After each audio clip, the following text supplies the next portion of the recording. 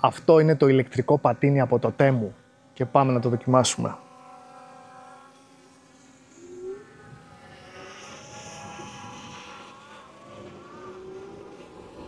Λοιπόν, πάμε για τα 25 χιλιόμετρα την ώρα. Πολύ καλό.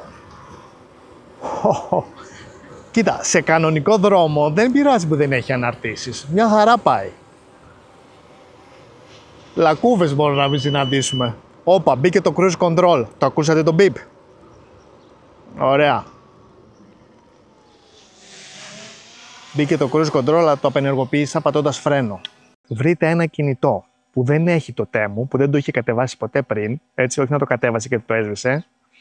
Μαμά, μπαμπά, θείου, θείας, γιαγιάς, φίλου, για να κατεβάσετε το TEMU από το link που έχω κάτω στην περιγραφή, για να πάρετε τα κουπόνια, έτσι, που έχει ένα κουπόνι πολύ καλό που θα φέρει 30 ευρώ από την τιμή του πατινιού.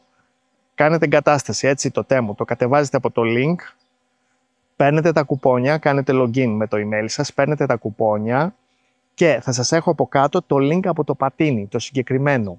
Έχει πολλά το TEMU, τα περισσότερα είναι ίδια. Όλα είναι ίδια, μη σας πω. Άμα γράψετε electric scooter, αφού το κατεβάσετε, το TEMU, θα μπει αυτόματα η έκπτωση, κάνει περίπου στα 220 κάτι, τα περισσότερα. Θα το βάλετε στο καλάθι και αυτόματα θα αφαιρεθούν 30 ευρώ και θα πάει κάτω από 200 ευρώ. Δωρεάν μεταφορικά